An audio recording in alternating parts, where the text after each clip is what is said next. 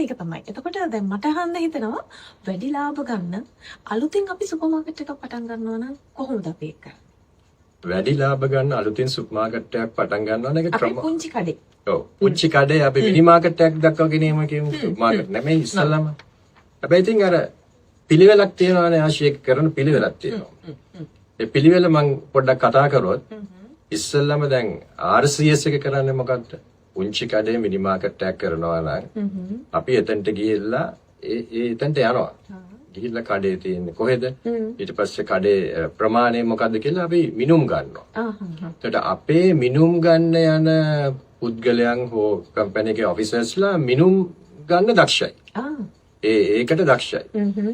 ඇයි මේ මිනුම් ගන්න? මේ මිනුම් ගන්න එතන හරිම ප්ලෑන් එකක් අඳින්න. ප්ලෑන් එකක් කියලා කියන්නේ කොහෙද අපි රාක ටික දාන්නේ, කොහෙද ෆ්‍රිජ් ටික දාන්නේ, කොහෙද ෆ්‍රීසර්ස් ටික දාන්නේ. ඉතින් ඒ වගේ හරි ප්ලෑන් එකක් අඳින්න.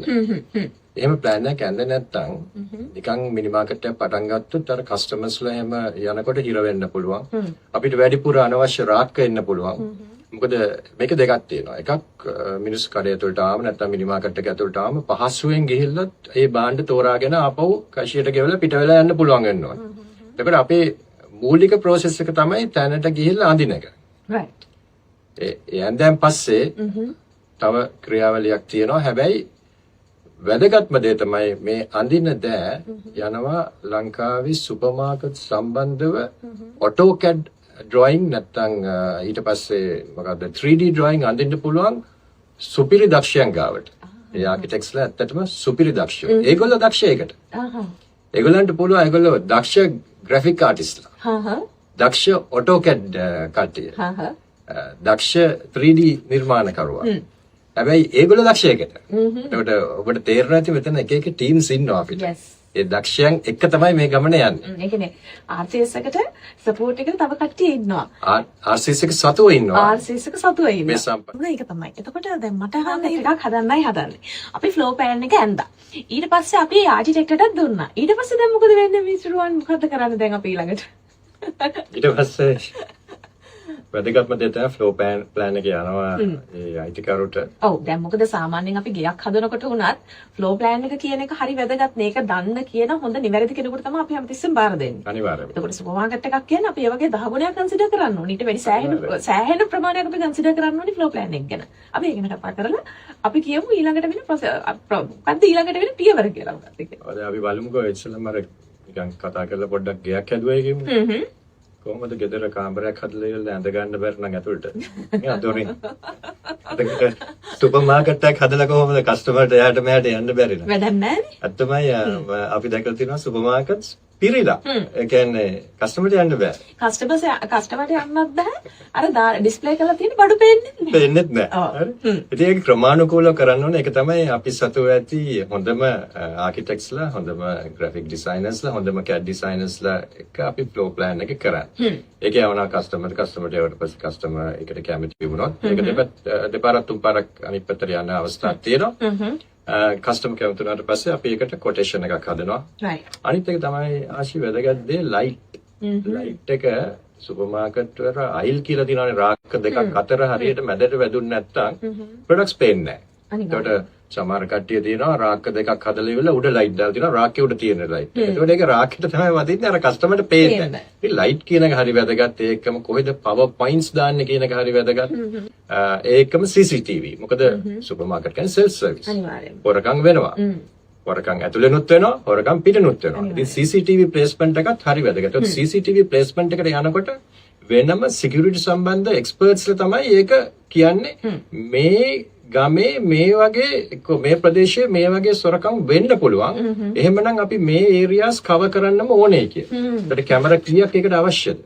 කැමරා 6ද, 8ද, 16ද හරි වැදගත්. right. ඊළඟ එකක් කියන්නද? අනිවාර්යෙන්. ඔව්. දැන් සුපර් මාකට් එක දාලා සල්ලි හම්බ කරන්න යන්නේ අපි ඊළඟට. ඊළඟට වැදගත්ම දේ තමයි මේ සුපර් මාකට් එකේ මේ අපේ කස්ටමර්ට අවශ්‍ය කරන භාණ්ඩ ටිකක් තියෙනවා. කස්ටමර්ගේ භාණ්ඩ කියන්නේ කස්ටමර්ට එන කස්ටමර්ගේ භාණ්ඩනේ. ඒ පාරිභෝගිකගේ භාණ්ඩ තමයි අපි එතන දාන්න ඕනේ. ඒතකොට ඒවා මොන පැක් සයිස්ද? හරිද?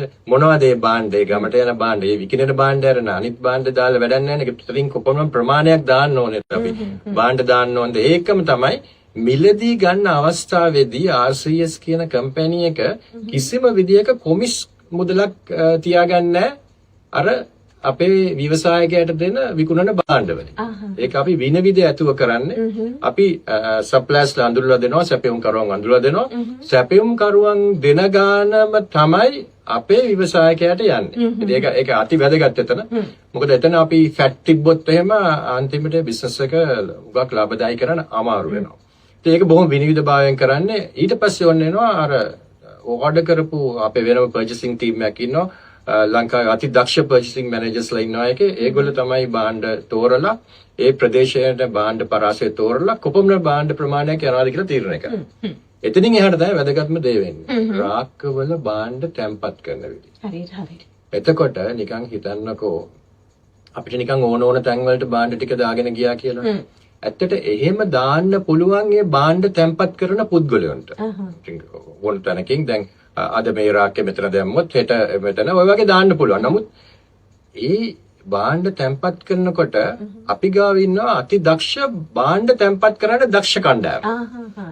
ඒ ස්ටයිල් එකේ පැටර්න් එක දන්න අය. දන්න අය. හැබැයි ඒ අයට ගයිඩ් කරන්න අපි දෙනවා හැම රාක්කෙටම මොන තට්ටුවේ කොතනද මේ භාණ්ඩය තියන්න ඕනේ. ඒකට කොච්චර ඉඩ ප්‍රමාණයක් දෙනවද කියලා ඒගොල්ලන්ගේ ට්‍රේන් කරලා තියෙනවා.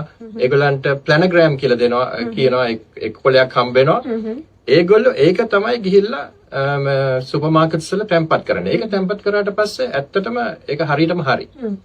මොකද ඒ භාණ්ඩ තැම්පත් කරන පුද්ගලයන්ගෙන් අපිට බලාපොරොත්තු වෙන්න බෑ සම්පූර්ණයෙන්ම සුපර් මාකට් වල මේ ඒ කියන්නේ මුළු බිස්නස් එකම දන්නේ නැහනේ. තමන් දක්ෂ අංශයක් තියෙනවා. ඒ දක්ෂ අංශය විතරයි දන්නේ. ඒකට එතනින් ඒගොල්ලන්ව අපේ ඔපරේෂන් මැනේජර්ස්ලා තනිකර ගයිඩ් කරනවා. ඒ භාණ්ඩ ටික හරියට තැම්පත්